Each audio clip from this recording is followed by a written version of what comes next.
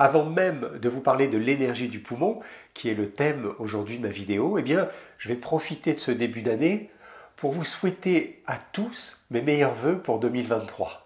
Je souhaite à chacun de vous tout le bonheur que vous pouvez désirer.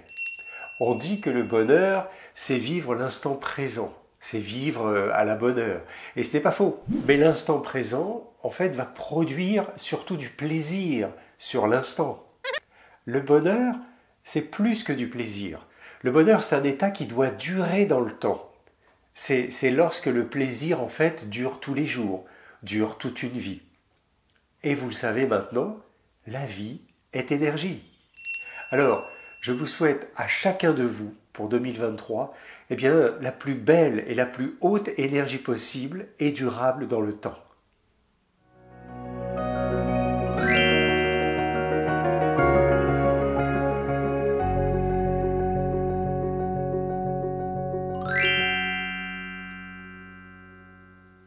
Bonjour à toutes et bonjour à tous. Souvenez-vous, nous avons déjà vu que l'énergie est comme une onde, comme une vague. C'est une forme sinusoïdale et il y a des jours où ça va et puis des jours où ça va moins bien. Et toute la difficulté, c'est de rester chaque jour sur le haut de la vague, bien sûr. Surfer la vie comme elle vient, avec ses hauts et ses bas. Et pour réaliser cela, il n'y a qu'une seule façon de faire. Utiliser son corps pour discipliner son mental et atteindre l'être, atteindre le je suis. C'est cela la réalisation du soi. C'est pour cela que nous sommes venus sur la terre. Être signifie exister. Donc, si j'existe, je suis. Et selon vous, que faut-il faire pour exister sur la terre? Eh bien oui, il suffit juste de respirer. C'est tellement simple que nous l'avions presque oublié. Prendre le temps de respirer. Dès la naissance, c'est bien la première chose que nous faisons pour commencer la vie sur Terre. Et à la fin de notre vie, lorsque nous quitterons cette belle Terre, il nous faudra expirer une dernière fois. Avez-vous observé que depuis quelques années, notre vie s'accélère, nos vies s'accélèrent? Tout va de plus en plus vite, comme si le temps était accéléré, même plus le temps de respirer, même plus le temps de se poser 10 minutes par jour, juste pour respirer. Il est là le drame de la vie moderne. Ça fuse à 200 à l'heure, et l'on passe à côté de tout, on passe à côté de la vie, on oublie de respirer, et on est en apnée. Alors, heureusement, depuis la crise du virus, depuis les différents confinements, beaucoup d'entre nous avons pris conscience que nous ne pouvions pas continuer comme ça. On ne prend même plus le temps de vivre. La routine, métro, boulot, dodo, tout ça c'est terminé aujourd'hui. Si le matin, par exemple, en allant au travail, je prends 5 petites minutes pour m'arrêter sur le bord de la route, je sors de ma voiture et je vais m'asseoir dans un champ ou sur les galets, par exemple, au bord de mer, et je contemple l'horizon. Je contemple le paysage, le lever du soleil, par exemple. Et je respire. Je contemple en respirant. Alors je prends conscience que j'existe, sans utiliser mon mental, sans avoir besoin de raisonner ou de penser. Juste, je me pose, là, je respire, et je suis. Être conscient que je suis là, c'est déjà énorme. Je suis présent. J'appartiens à ce grand tout, à ce paysage, à cette immensité. Alors je respire profondément pendant 5 minutes et je ne suis plus rien, juste l'air qui rentre et qui sort de mes narines. Je suis la présence, je suis la conscience, je suis la vie, quoi. Faites ce petit exercice tous les jours en allant travailler tous les matins et vous verrez le changement. C'est immédiat. Faites-le vraiment et vous serez surpris de la magie de cet exercice.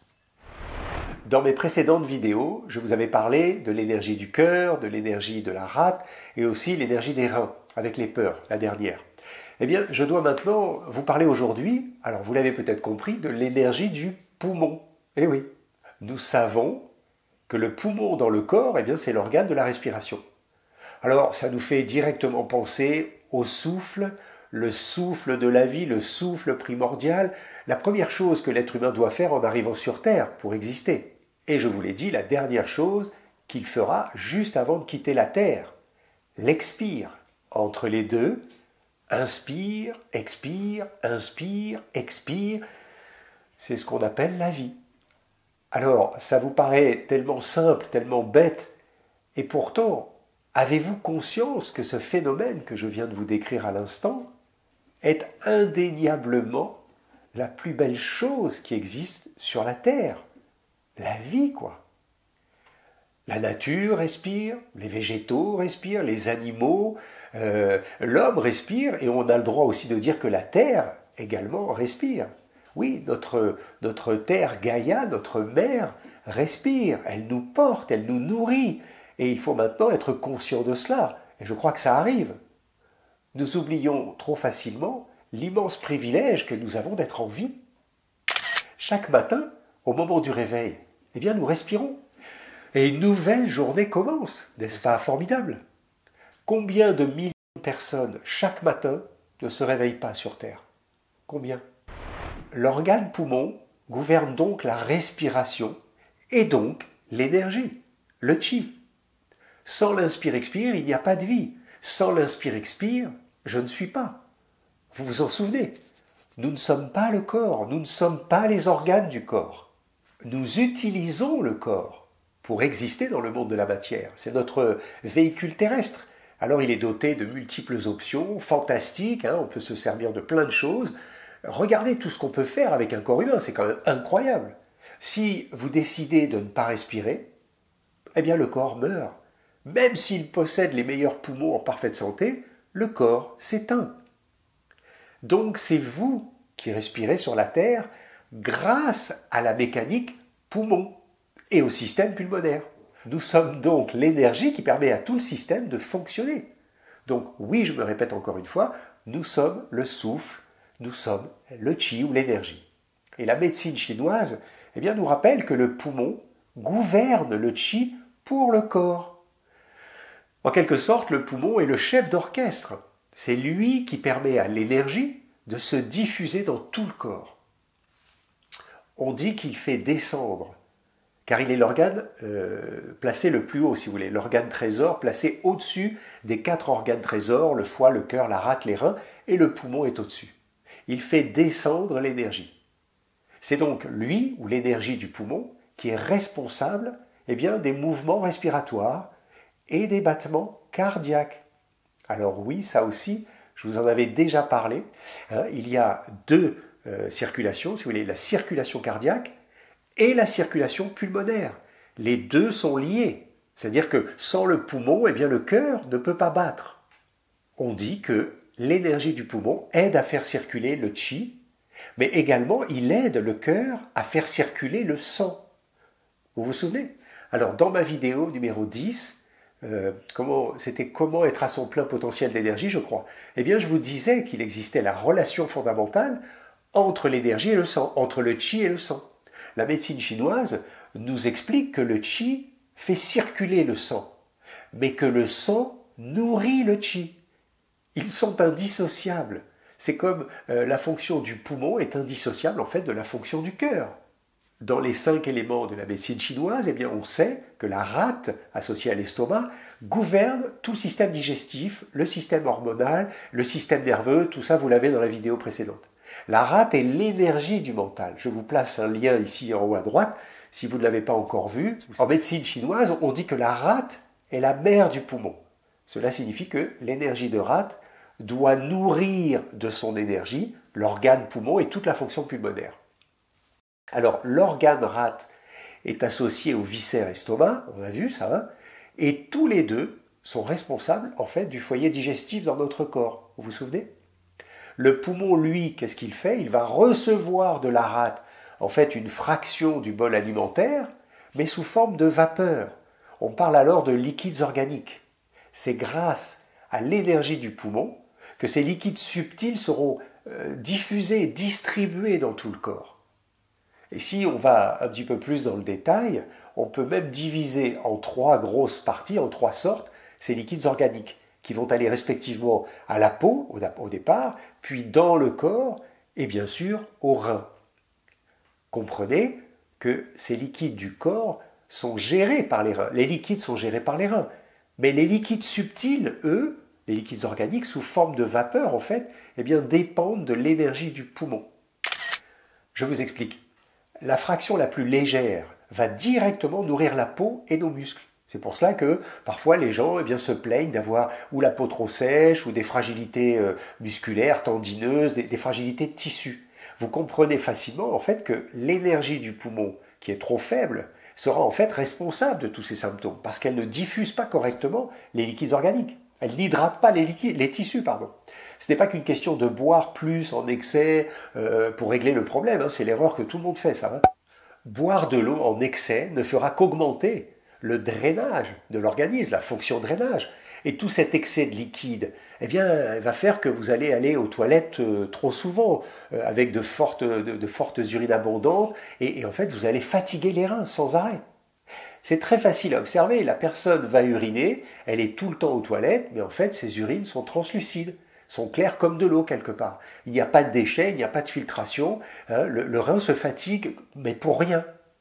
Alors la clé, lorsque les tissus sont secs, la peau, les muscles, les tendons, les fanères, lorsque vous avez un assèchement de tous les tissus, et que ça vous semble un peu cassant, un peu fissurant, mais ce n'est pas de boire à outrance qu'il faut faire, c'est là l'erreur. Et je vous invite plutôt, au lieu de la boire, mais de la manger. Oui, vous m'entendez bien, il faut manger l'eau. Manger l'eau, je veux dire par là qu'il faut manger une alimentation, essentiellement des fruits et des légumes, en soupe, en jus, mais le plus possible. Manger l'eau, c'est manger du végétal. Et à ce moment-là, c'est là que le poumon bénéficiera des liquides subtils du bol alimentaire. Manger l'eau va donc hydrater les tissus, alors que boire, vous allez juste drainer et fatiguer les reins. Alors, petite parenthèse, c'est que beaucoup de personnes, ils ne peuvent plus manger de fruits, de végétaux, leurs intestins ne supportent plus trop, quoi. Ils ont tellement les intestins fatigués que ça ne passe plus. Alors, c'est logique, parce que si le poumon est faible, pour gérer cette fraction du bol organique, du bol alimentaire, alors l'organe boyau associé du poumon l'est également. Et quel est le viscère associé au poumon? C'est l'intestin. Donc les deux marchent ensemble. Si l'intestin est foutu, eh bien on aura du mal à nourrir le poumon. Si l'organe trésor, lui, est trop fatigué aussi, eh bien c'est la même chose. Les deux ne pourront plus travailler de concert. Vous comprenez alors que seule l'alimentation, même si elle est bien adaptée, eh bien ne pourra pas guérir le déséquilibre. Vous ne pourrez pas grand-chose. Cela aidera plus ou moins, oui, vous serez peut-être un petit peu moins sensible, mais il faudra faire un travail plus profond, un travail énergétique, sur le terrain, poumon, gros intestin. Il existe plusieurs méthodes énergétiques pour aider l'organisme à retrouver son équilibre, et ainsi pouvoir corriger, pouvoir cicatriser, consolider ce terrain. En clair, se soigner, car, vous l'avez compris, c'est notre biologie, avec de l'énergie, qui guérit le corps. Ce n'est pas le médicament qui guérit. Nos cellules guérissent. Mais il faut de l'énergie. C'est cette belle énergie qui fait que vous avez des beaux cheveux, que vous avez une belle peau ou un bon système digestif. Donc, je reviens sur les liquides organiques. La fraction la plus dense ira à l'intérieur du corps pour nourrir tous les tissus profonds, les tissus internes. Hein, n'oubliez pas que nous sommes faits quand même à peu près 70% d'eau, et c'est le poumon qui, après utilisation de ces liquides organiques, qui deviennent donc impurs, eh bien, va être en charge de liquéfier et de les faire descendre vers les reins. Mais l'énergie du poumon gouverne également la surface du corps. Comprenez la peau.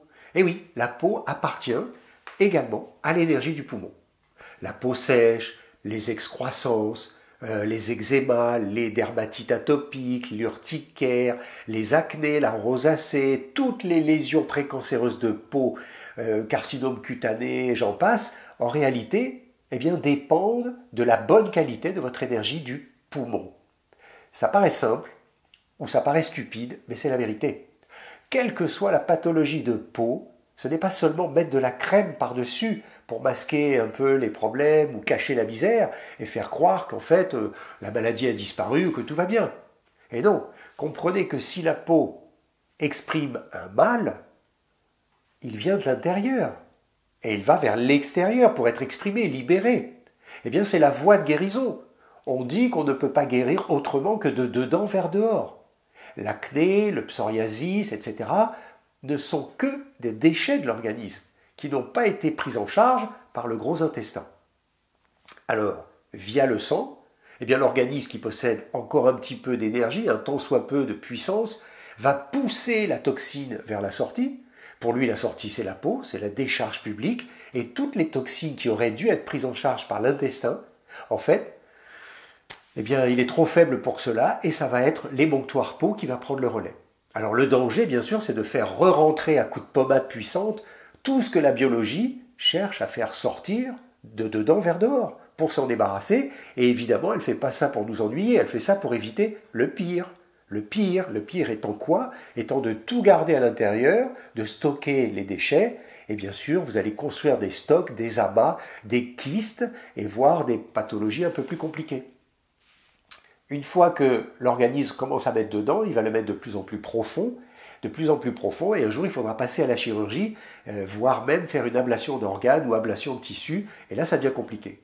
C'est l'énergie du poumon qu'il faut rééquilibrer pour guérir la peau et non supprimer les symptômes de la peau. C'est ça l'erreur.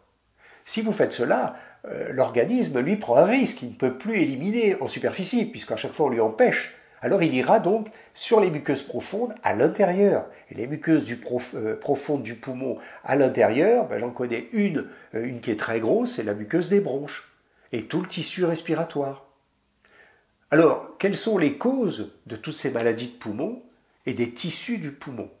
Quelles sont les causes? Il est communément admis par la médecine classique que le régime alimentaire, ou le mauvais régime alimentaire plutôt, le mauvais sommeil, la mauvaise hygiène corporelle, le tabagisme, la consommation d'alcool, tout ça va influencer sur le développement de certaines maladies de peau. C'est exactement comme le stress, on nous dit aussi l'anxiété, ou la dépression, ou les chocs émotionnels. Eh bien, tout cela va agir, oui. Et il en est de même pour toutes les maladies d'une façon générale. J'en ai déjà parlé, par exemple, dans ma vidéo numéro 8 et numéro 9 sur les maladies. Alors je vous mets en lien en haut à droite pour vous, et puis je remettrai aussi un lien dans la description en dessous si ça vous intéresse. Retenez, ce que je vais vous dire maintenant, c'est le plus important. Vous avez compris que la peau est le tissu le plus superficiel de tout notre corps humain. C'est l'enveloppe extérieure. Quelque part, la peau, c'est un peu comme une vitrine, c'est notre vitrine. Une belle vitrine dans une boutique, ça vous donne tout de suite envie de visiter la boutique. D'accord? C'est en premier ce que tout le monde voit. Quand vous vous promenez, on voit votre visage, on voit tout à la peau, tout au visage. Une belle qualité de peau, eh bien ça se voit tout de suite. Et si vous êtes bien dans votre peau, ça se voit également tout de suite. Vous éclairez, vous illuminez, le bien-être se dégage de votre peau. N'est-ce pas? Votre beauté intérieure s'affiche à la peau et pas besoin de tricher ou de camoufler ou de maquiller. Tout se voit facilement à la peau. Les vieux médecins chinois étaient capables, rien qu'en regardant la peau du patient, de diagnostiquer le déséquilibre interne du malade. Nous avons tous connu parfois des matins où on se lève fatigué avec le teint blême, le visage pâle, gris, vous savez, comme une mine de crayon de bois, là, un petit peu. Vous savez, vous connaissez l'expression « Ah, j'ai pas bonne mine ce matin ». Eh bien là, vous avez quelque chose qui vous dit « ça ne va pas ». Et quand la souffrance est peut-être même plus ancienne, plus profonde, enfouie depuis des années à l'intérieur, quand nous souffrons depuis bien trop longtemps, eh bien la peau s'exprime. Et elle s'exprime avec un peu plus de symptômes, un peu plus compliqués. Le visage est usé, ridé, on voit que le temps est passé, que les soucis ont laissé des traces. La peau est un indicateur important et nous devons entendre son message. La peau exprime le mal-être. Elle affiche, si vous voulez, alors les pathologies, on va dire plus ou moins complexes, et c'est là que l'on doit réaliser que nous sommes vraiment mal, que nous sommes mal dans notre peau. Empêcher ce mal de sortir, avec par exemple de la cortisone, je ne sais quoi, c'est un problème. Parce que oui, la cortisone soulage, elle va permettre d'aider ou d'éviter le pire. Le malade est content de l'utiliser. Dans les cas graves, bien sûr, il faut l'utiliser, mais ce n'est pas ce qu'il faut faire tout le temps. Il ne faut pas s'acharner à long terme sur la peau et avec n'importe quelle pommade. Il faut faire un travail plus profond, un travail de fond pour libérer la souffrance. Et la peau redevient claire.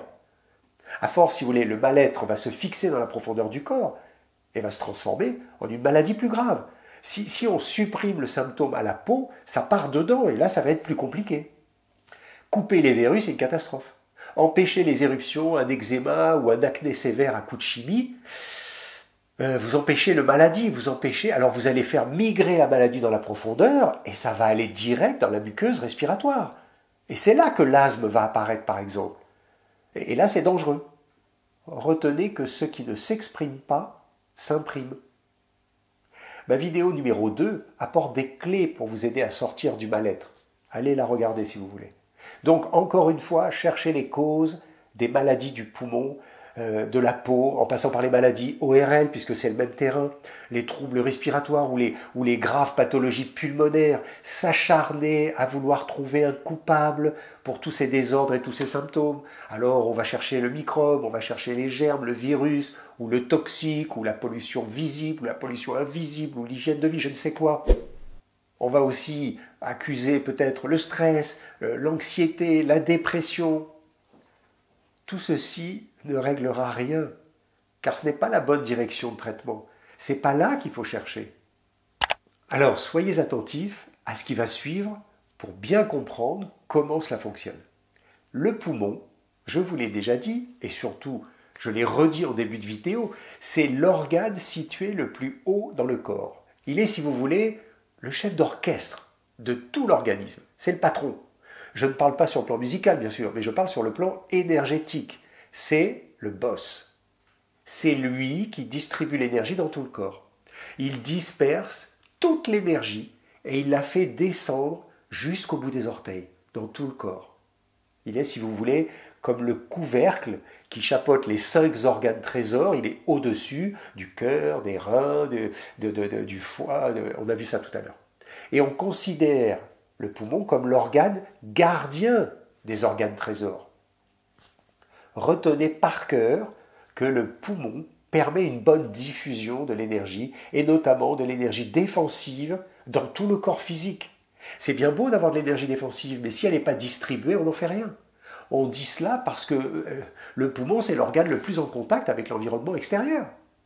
Il est l'organe qui est le plus facilement envahi par les facteurs pathogènes externes. On le voit, on le voit autour de nous aujourd'hui avec la crise du Covid. Malheureusement, beaucoup de gens tombent malades. Beaucoup de gens se disent être contaminés par le virus. Et par où il passe le virus?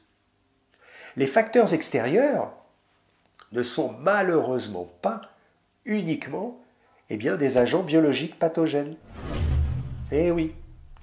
Et là, je pense par exemple aux médias de masse.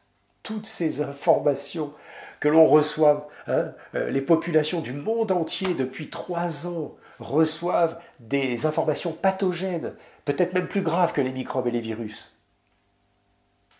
Ce matraquage incessant médiatique que nous subissons depuis 3 ans, c'est un outil fabuleux pour manipuler les masses. Alors on choisit de promouvoir certaines informations plutôt que d'autres, et on contribue vicieusement en fait à créer dans le mental des populations la peur. Les peurs, je vous l'ai dit, appartiennent à l'énergie des reins. Et bien sûr, elles font chuter l'énergie des reins. Quand on a très peur, on se fait pipi dessus, on lâche les urines, on ne peut pas les contenir, il n'y a pas la force. Donc on lâche l'énergie des reins. Mais les peurs sont aussi liées à l'énergie de la rate, vous vous souvenez? Eh oui, puisque l'énergie de rate, c'est lié à notre mental. Et plus j'ai peur, plus mon mental est agité. Et donc, mon énergie de rate devient excessive, trop active, en excès. On dit que l'énergie de rate devient perverse. La prise de tête, la rate au courbouillon. Aujourd'hui, les gens disent « je suis stressé », mais c'est la même chose. Alors, s'il y a trop d'énergie de rate, une énergie en excès, trop d'agitation mentale, cela signifie que cet excès d'énergie, il reste dans la rate, donc il n'est pas distribué au poumon. Ce trop-plein d'énergie, si vous voulez, reste bloqué par le harcèlement incessant des informations de peur. Et si ce trop-plein d'énergie reste bloqué, il ne peut donc pas aller vers le poumon, il ne peut donc pas nourrir le poumon qui, lui, il commence à perdre son énergie. Le poumon commence à être en faillite. Il va donc être en manque d'énergie, et on vient de le voir à l'instant. Tout ce que je vous ai donné comme pathologie du poumon au niveau du corps, eh bien si le poumon n'a pas l'énergie, vous pouvez produire tous ces problèmes, tous ces symptômes, toutes ces pathologies. Donc on va se retrouver avec un poumon vide d'énergie, et logiquement, dans la relation des 5 organes en médecine traditionnelle chinoise, ce vide d'énergie du poumon entraîne inéluctablement un vide d'énergie des reins. Je vous renvoie à ma dernière vidéo numéro 12, si vous voulez comprendre un petit peu mieux, qui vous explique les dégâts dans le corps lorsque les reins perdent leur énergie, et dans laquelle je vous explique aussi comment sortir de nos peurs pour justement préserver l'énergie des reins et ne pas tomber dans ce scénario basse fréquence, si je puis dire. Alors, je dois terminer cette démonstration en vous rappelant que l'excès d'énergie de rate, ou l'agitation mentale, qui produisent les peurs, bien sûr, va lui aussi avoir une action destructrice sur notre énergie des reins. Et oui, souvenez-vous, la rate est l'élément terre. Les reins, c'est l'eau. Et on dit que la terre endigue l'eau. La rate va donc contrôler les reins. La rate, par sa perversité, par son trop-plein d'énergie, d'une part va bloquer l'énergie des reins, donc va nous mettre en basse fréquence et nous maintient en basse fréquence dans les peurs, et en même temps, eh bien, va priver le poumon de son énergie nécessaire et indispensable, j'ai envie de dire, pour qu'il puisse correctement orchestrer la vie du corps et maintenir la santé dans ce magnifique corps humain. Vous percevez maintenant le désastre? Comment ça fonctionne? J'espère que je ne vous ai pas perdu dans ces explications. Quand vous savez que les reins, c'est la peur, quand vous savez que la rate, c'est l'analyse, le raisonnement intellectuel, en clair, c'est le psy, et quand vous savez que le poumon, eh bien, c'est l'organe en lien avec le chagrin, la tristesse, alors vous comprenez maintenant facilement quel est le mécanisme pervers, le mécanisme insidieux, odieusement immoral qu'il faut mettre en place pour détruire l'énergie du poumon d'un peuple tout entier. Plongez-le dans les peurs et dans la tristesse, et il tombera dans la maladie, doucement mais sûrement. Et il perdra le socle, il perdra le fondement de son énergie de vie, qui est l'énergie des poumons. C'est ainsi que l'on tombe inéluctablement, encore une fois, dans la dépression, dans la résignation, l'acceptation de tout, l'obéissance absolue, si vous voulez, la soumission. Alors, quelle est l'issue de secours pour sortir de ce tourbillon infernal? Il y a forcément une issue. Oui, elle est simple. Elle est simple. Je vous montre la clé. Alors, je ne cesse de vous la partager, cette clé, et je continuerai à vous la partager. La clé, mes amis, c'est l'amour. Et oui, je vous le redis, je vous l'avais même dit en début de vidéo. L'énergie du cœur. Traduisez l'énergie d'amour, en fait. L'énergie d'amour est étroitement liée à celle du poumon. Je vous l'ai dit au début, l'énergie du poumon est indissociable de l'énergie du cœur. La respiration, c'est la vie. Le chi, l'énergie. Donc, si je ne respire pas, la vie n'est pas possible. Et c'est l'énergie du poumon qui permet au cœur de battre. La pompe, si vous voulez, la pompe sanguine fonctionne grâce à la respiration. On dit que le chi, ou l'énergie, fait circuler le sang. Si le sang circule, si le sang est diffusé dans tout l'organisme, dans tout le corps, eh bien je suis vivant. Et c'est grâce à qui? Au poumon, c'est lui qui diffuse. Mais on dit aussi que le sang nourrit le chi, l'énergie. L'un dépend de l'autre. L'un et l'autre s'auto-équilibrent, un petit peu comme le yin et le yang.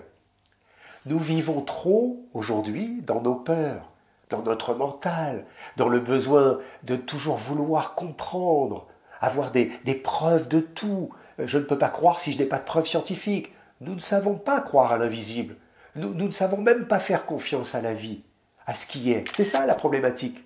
On nous a appris à croire ce que l'on voit. On nous a appris à croire seulement ce que la science pouvait expliquer. D'une façon rationnelle, on va dire. Tout ceci est encore un fonctionnement du mental. Un fonctionnement de notre cerveau gauche particulièrement. Oui, parce qu'on nous a divisés. On nous a divisés entre artistes et intellectuels. On nous a divisés entre cerveau droit et cerveau gauche. Entre mystique et cartésien, si vous voulez. Alors diviser pour mieux régner, oui, c'est connu, de tout temps, la séparation eh bien, a empêché les hommes d'être à leur plein potentiel d'énergie, d'être divin. Rappelez-vous, moitié divin, moitié humain, je ne cesse de vous le répéter. Des temps nouveaux approchent. Un nouveau monde se crée en ce moment. Oui, il va falloir maintenant faire son choix. Elle est là, la vérité, la sortie, l'issue de secours. Chacun de nous aura son libre arbitre pour choisir ce qu'il décide pour lui et pour sa vie. Nous aurons le choix. Encore une fois, il n'y a aucun jugement à avoir par rapport aux autres. Juste choisir, oh là là, juste choisir pour soi sa propre vérité et retrouver sa souveraineté d'être. Mais pour choisir, eh bien vous devez être informé, vous devez chercher votre vérité. Et il faudra choisir, comme on dit, en votre âme et conscience. En votre âme et conscience et pas avec le mental, justement. D'une manière générale, un problème au poumon, rappelez-vous, sera relié à un profond mal de vivre, puisque le poumon, c'est la vie. La personne éprouve du chagrin, du désespoir, du découragement, une sorte de dépression, elle est triste de vivre, eh bien, cela peut venir aussi d'une situation dans laquelle elle se sent coincée, étouffée, ce qui la bloque pour vivre selon ses réels besoins. Parfois, ce problème est conscient, mais parfois, il n'est pas conscient, il est complètement... Alors, à chacun de nous d'en prendre conscience, justement, pour mieux s'aider à guérir. Se connecter à notre énergie du cœur, c'est être dans l'amour de soi. C'est être dans l'amour de soi et dans l'amour des autres, puisque vous, c'est les autres et les autres, c'est vous. N'oubliez pas, l'amour de son proche un, c'est le proche à côté de moi. Nous sommes tous un. L'amour est la plus puissante des énergies du corps. Vous l'avez tous, nous la possédons tous. Être dans l'énergie d'amour, c'est forcément booster l'énergie du poumon et l'énergie en général. Se libérer du chagrin, c'est être dans l'amour. Se libérer des peurs, c'est être dans l'amour. Soyez le chef d'orchestre de votre vie. Distribuez, dispersez l'énergie d'amour autour de vous. Soyez souverain. Soyez divin. Soyez heureux. À bientôt.